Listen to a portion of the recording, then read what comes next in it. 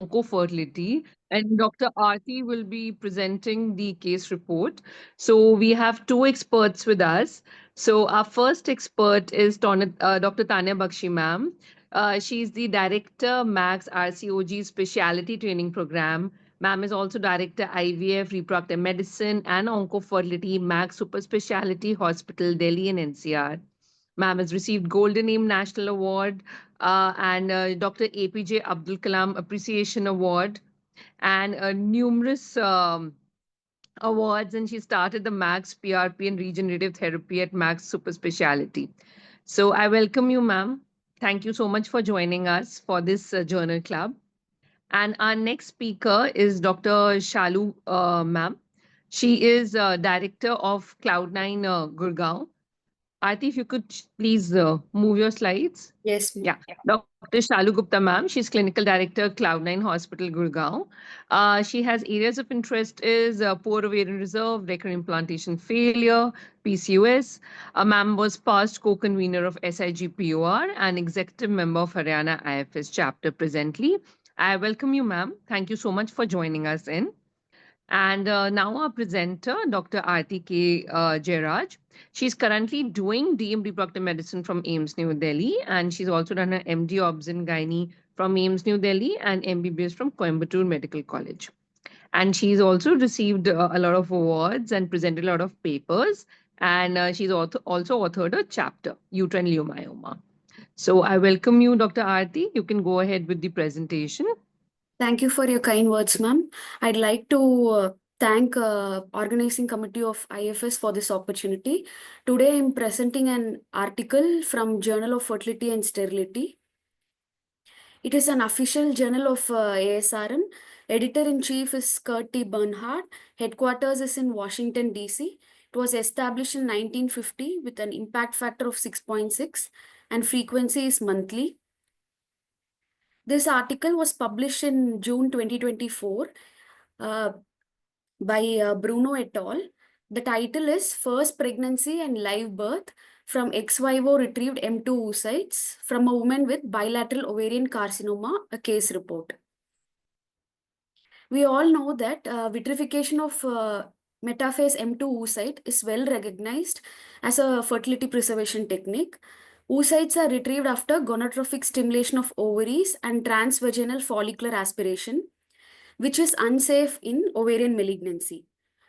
Controlled ovarian stimulation in ovarian malignancy can lead to postponement of cancer treatment, risk of neoplastic transformation by exogenous gonadotrophin, and there is risk of capsule rupture during transvaginal oocyte retrieval, which can upstage the disease. Fertility preservation in advanced ovarian cancer is challenging. Aspiration of small follicles from non-stimulated oophorectomized specimen to collect immature oocytes for IVM is experimental. IVM maturation rate is less 35%, and therefore there is lower implantation and cumulative live birth rate per ART cycle when compared to conventional treatment. Pregnancy rate is 20 to 25% less than the conventional treatment. So outcome of IVF cannot be considered as a first choice in ART.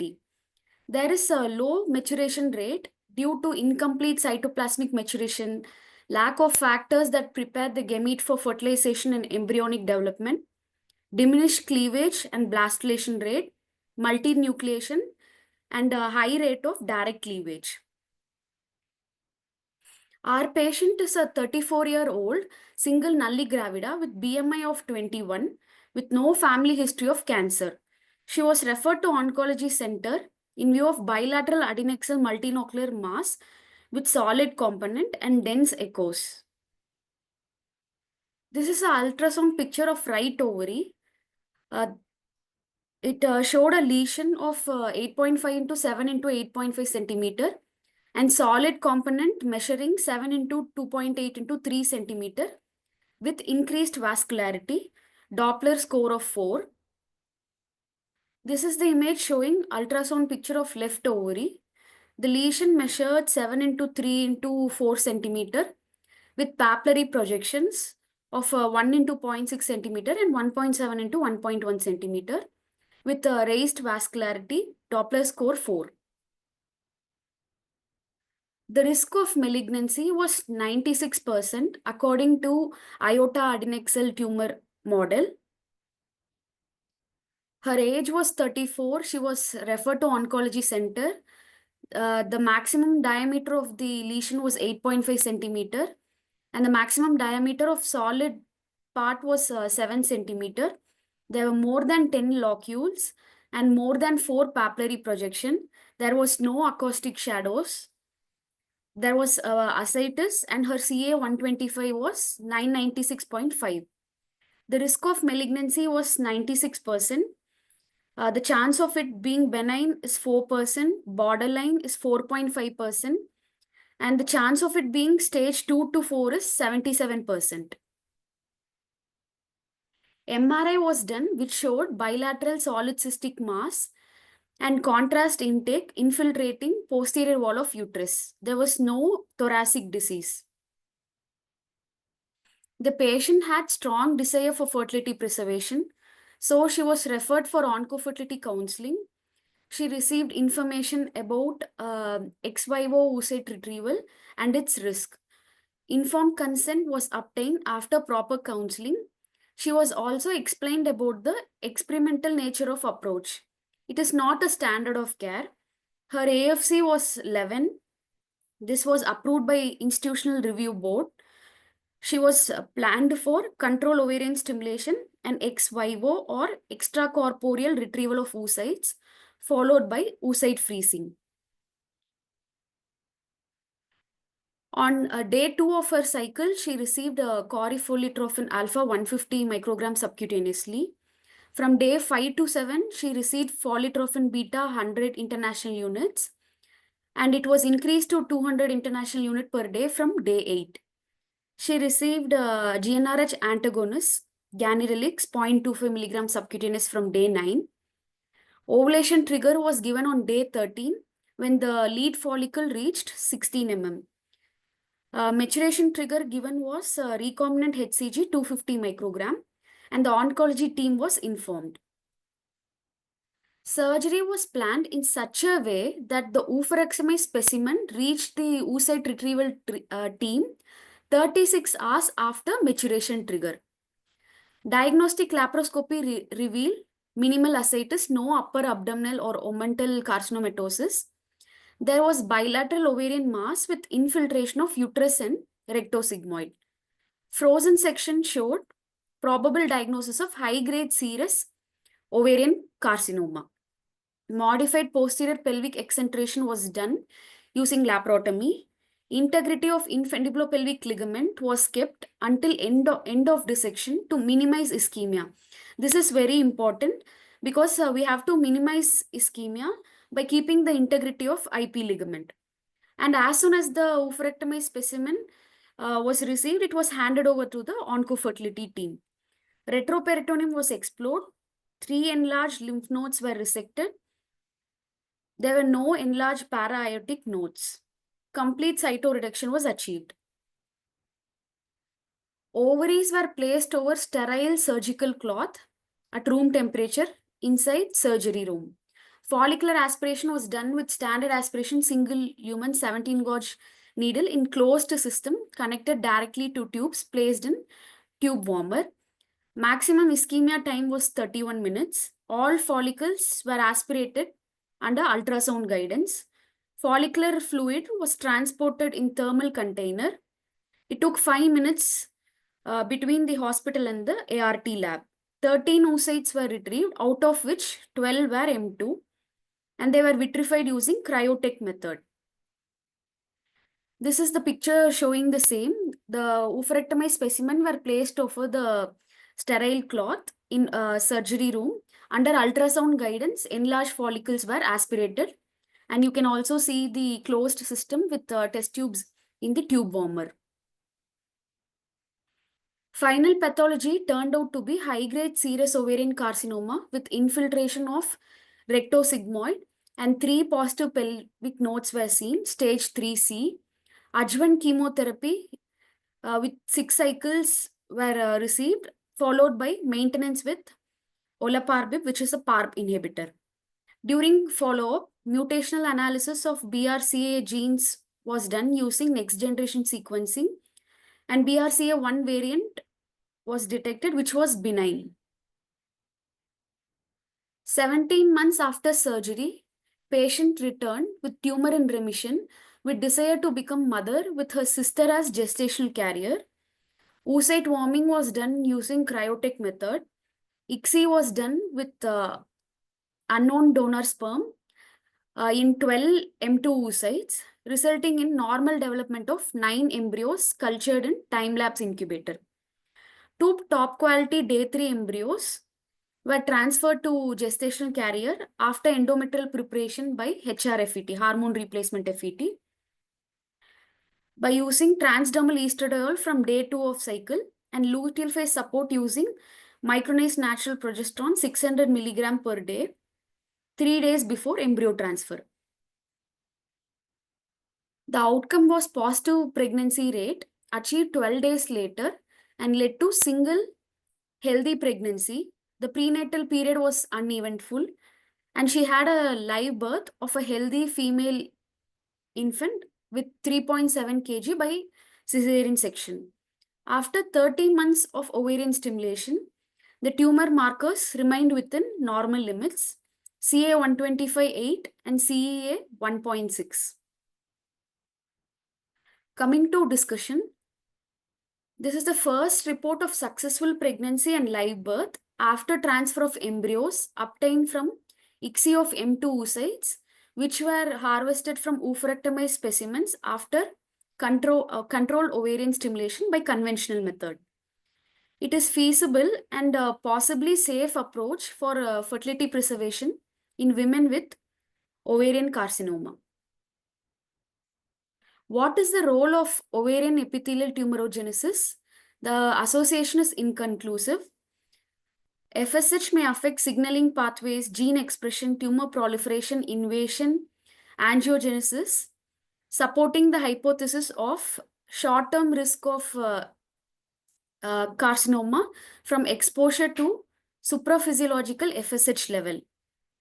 We also know that incidence of epithelial ovarian carcinoma is elevated in postmenopausal female, where the circulating FSH is 10 to 20 times higher than in the reproductive women. This is a study published in March 2025 by Sasso et al. In Fertility Sterility, an umbrella review of meta-analysis regarding incidence of female-specific malignancies after fertility treatment. It included 11 meta-analysis. It showed statistically significant increase in ovarian and borderline tumor with odds ratio of 1.2 and 1.8 respectively. And further, they categorized based on the drugs used. With clomiphene citrate alone, the odds ratio of borderline ovarian tumor was 1.9. With gonadotropin only, it was 3.4. And with both CC and HMG, it was further raised. But this association could not claim either strong or highly suggestive evidence. This umbrella review concluded that association between ovarian cancer and fertility treatment. It concluded that there is statistically significant increase in ovarian cancer and borderline tumor.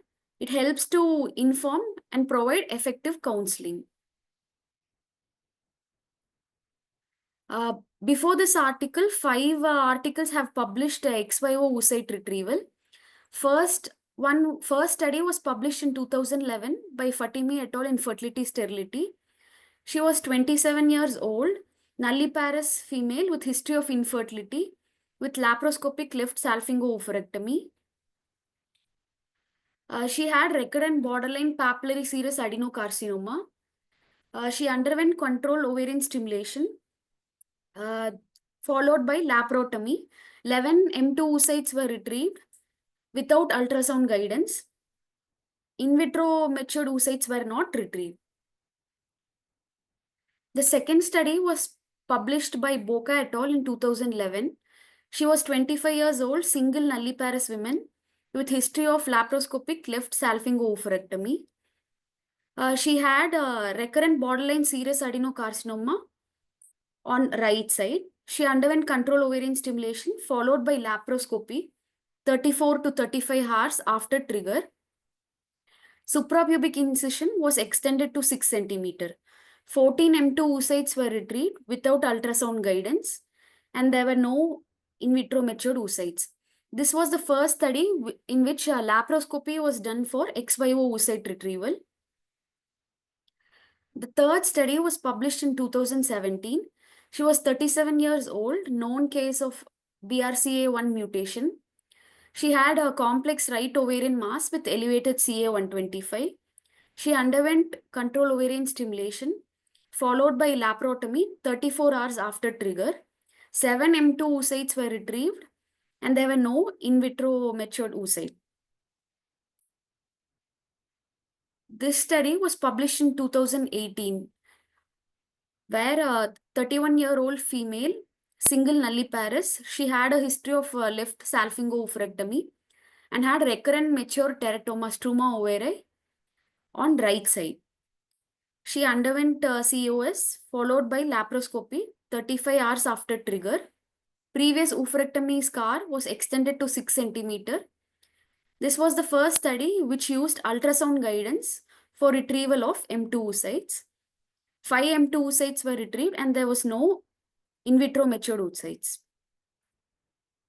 The fifth study was published in 2021 in which a 28-year-old female married nulliparous. She had a serous borderline tumor bilaterally. She underwent control ovarian stimulation followed by laparoscopy 36 hours after trigger. Under ultrasound guidance, 12 M2 oocytes were retrieved. And in this, from the oophorectomy specimen, small follicles were aspirated and they underwent in vitro maturation. 3 oocytes were harvested. This is the picture showing oophorectomy specimen placed on the sterile cloth in surgery room and under ultrasound guidance, the oocytes are retrieved. This shows the bilateral ovaries with carcinoma and 12 M2 oocytes. In 2 of the studies, the ovary was placed in 0.9% sodium chloride. In one study, the ovaries were placed in petri dish with warm Queen's advantage medium with hepi supplemented with heparin. And in another study, warm saline with IVF gamete buffer was used. And 2 studies, sterile surgical cloth was used. This is a study published in November 2024 in Lancet Oncology, in which fertility sparing treatment and follow-up of gynecological cancer. If bilateral oophorectomy is needed, we should do uterine sparing surgery, provided there is normal endometrium and serosa. The endometrium is evaluated by hysteroscopy. If a patient has bilateral borderline tumor, we can do bilateral cystectomy with healthy ovarian tissue sparing. If she has unilateral tumor, we can do unilateral salpingo-oophorectomy or cystectomy. Both are acceptable. But if we do cystectomy, we should counsel the patient about risk of local and ovarian recurrence of up to 30% with the same survival rate, but she may have better fertility result. What are the favorable oncological selection criteria for ovarian preservation? Borderline ovarian tumor all stages, regardless of ovarian microinvasion, provided they have non-invasive peritoneal implants, all stages of germ cell tumor, granulosa cell tumor, low-grade serous, low-grade endometrioid, mucinous carcinoma, expansile type, clear cell carcinoma, of all these stage 1A and 1C1. If it is high-grade serous, Sertoli cell well and moderately differentiated, or mucinous carcinoma infiltrative type, stage 1A is favorable. This is the diagrammatic representation of the same. All stages of germ cell tumor. In granulosa cell tumor and Sertoli cell tumor, well and moderately differentiated 1A and 1C are favorable. And unfavorable types are all stages of small cell carcinoma and all stages of poorly differentiated Sertoli cell. And in epithelial ovarian neoplasm, the favorable criteria are all stages of borderline ovarian tumor, low-grade serous, low-grade endometrioid, clear cell carcinoma, stage 1A and 1C1. And if it is expansile mucinous, 1A, 1C1, C2 are favorable. And in high-grade serous, high-grade endometrioid, mucinous infiltrative type, 1A is favorable. The conclusion of today's journal club is ex vivo or excorporeal retrieval of M2 oocytes may be an interesting strategy for fertility preservation in women with ovarian carcinoma. This is the first report pointing to most important reproductive outcome measure, which is birth of a live and healthy child. Larger series and further well-designed studies are needed to reinforce the findings, to thereby to offer reliable information on safety of gonotrophic stimulation, as well as to explain the patient about the risk and chance of reproductive success. Thank you. Thank you so much, Dr. Aarti, for the interesting case report. And I would request Dr. Tanya ma'am to kindly comment upon the case report, and we can have a Q&A with Dr. Aarti. Sure. Thank you very much. I think it's a fantastic case. Anything which is a breakthrough is truly a pleasure to hear. Very well presented Thank you. and very well chosen topic. I'd like to just ask, Karti, do you have any Indian data that you've looked up? And what would you do if such a patient walked up to you in AIMS? Because you're a premier institute, and I know that you have the research facilities, and there's lots we want to do, especially in the private sector. But I think also being a dedicated onco-fertility unit, you must have the right research facilities. At the end, we want to do no harm. So what have you researched in terms of the Indian context? And if you had such a patient coming to AIMS, what would you do? Yes, ma'am. There are no studies from India. And if such a patient comes, we should explain her it is not a standard of care.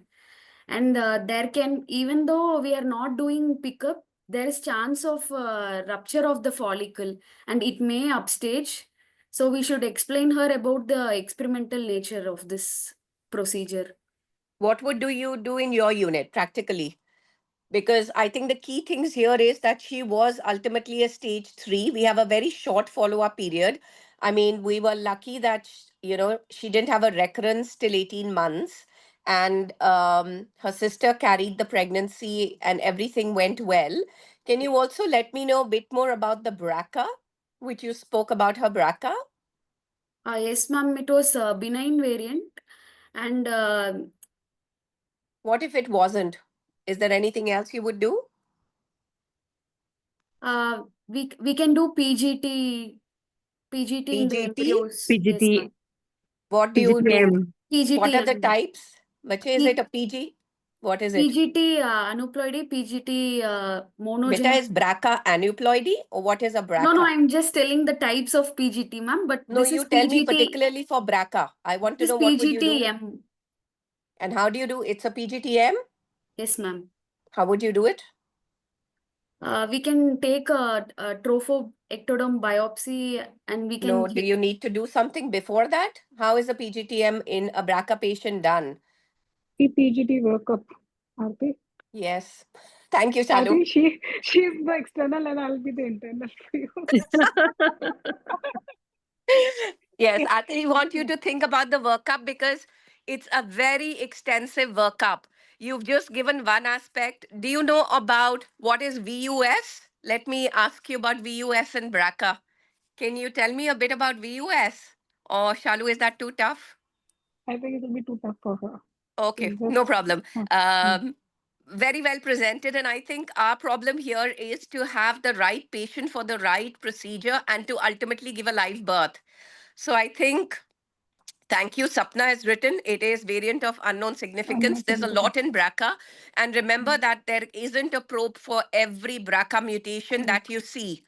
So you have to make sure that when you're going to do the biopsy on the embryo, you have to have a probe which is made from the woman and from the man. So that's a separate topic. But I think here, Aarti, what is your view? Because you've presented some cases where they didn't use an ultrasound. You've got the ovaries lying in front of you and you could just aspirate it. What do you think would you go by once you've done a review? There are some who didn't use an ultrasound, some did use an ultrasound. Yes, ma'am. What, what I would you think think? ultrasound would be better because we can see the follicles and differentiate from the solid cystic mass. To the naked eye, would it not be visible? It would be better with ultrasound, ma'am. So more precise, and you want to Mm. make sure when you're doing such a procedure, you want to have a better precision. Is that why you want to, right? Yes, ma'am. And least Auntie, I think there will contamination be of one the, more point to that. We don't want to touch the malignant cells at all when yeah, we we are don't want to aspirating. contaminate, minimum Mm. contamination of our follicular fluid. Yes, and as you can see, they had done such, they were so meticulous and they had prepped everything so well. So I think really it's a fantastic thing that they have achieved. Shalu, questions from Mm. your end and anything I in the think chat group? I think you've completed everything, Tanya, what we have done for her. You've spoken everything. I think we can just ask what the participants are looking for the question, Q and answers. Questions are there?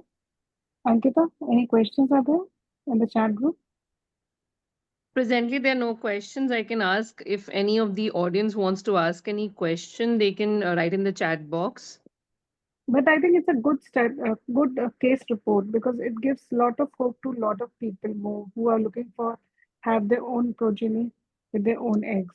Ma'am, I found it very interesting. But Tanya I ma'am also pointed found it out very very nicely that, yeah, it has to be done in a research setting and fascinating. proper consents and everything needs Mm. to be taken. Because and Means she is a even if you have a oncofertility setup in any of your centers, but still before considering this option, a lot of mm, ethical points need to be mm, considered. Absolutely. So, Ankita, when we were in London and we would do it, we would have a huge MDT.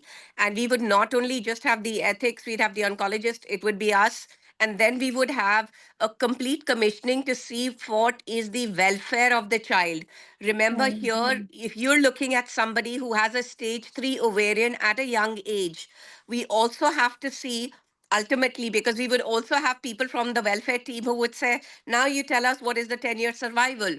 So, the ethical debates here is also mm, where you're looking at, we've only looked at one aspect, which is BRCA. But in an ovarian, it could be part of other syndromes. And in India, nobody would be able to earmark and say that would it be a female or a male child. In, the Western world, where you have the complete team of the oncologist, of the ethics, of people signing in welfare of the child, I think that's where we want to create the similar situation back home here if we're going to give good and outcomes, second, because it's a stage secondly, 3C. mm, that is there. The for long-term follow-up is there. And secondly, here in India, unmarried girl doing surrogacy, that also becomes a big challenging, another ethical question or moral question which will come up, and we'll Not have to only think that, about we are it. only allowed to free Shalu for 10 years. There is no That's another clarity on oncofertility. on fertility. 2 weeks ago, I had a 17-year-old girl whose parents came to meet me because she had a surgery just before her board exam. Found out, same during surgery, don't know whether it was surgery or what happened, upscaled to a 3C. The parents said जब तक board exam खत्म नहीं होगा ए हम बताएंगे नहीं B क्या कुछ कर सकते हैं obviously ultimately they took once the girl was taken up for surgery and was explained that it was a stage 3 they didn't do anything. The other problem is we're allowed to do ART only above a certain age. And I know while this is a gray area, each hospital takes it, with their legal team. Our hospital is very clear that if you're going to do underage, then you have to get permission from the state board. I don't know what are the views. I Mm. think open to the house. What about you, Shalu? No, we also have a legal team, so they need to decide what they want to do here. So that So is another question because nobody wants to come in the legal hassle. And Absolutely. actually, you said nobody is clear. Even the state board is not very clear. So they Even also state board is been not state clear. board is not The very minute clear. you say 19-year-old, 20-year-old, unmarried, They someone who's got oncofertility, there is no answer. no answer. So they will have to think and they'll have to rack the brains. So I think no more questions coming up, Ankita. No No, one is ma'am, no there. Yeah, yeah. questions. But I think Um, obviously it was a very different topic, a new topic. topic, but we Yeah. wanted to Mm-hmm. discuss it. We found it very Mm-hmm. interesting when Dr. Aarti told me about the topic. So I said we Very can go nice ahead with topic. that way. I think Yeah. anything in innovation is very, very exciting to learn. Yes, ma'am. Yeah, Yeah. means even I think just personal experience when I was listening to it, I found it so fascinating, especially when Absolutely. she discussed all the cases that have been done since Mm. 2011.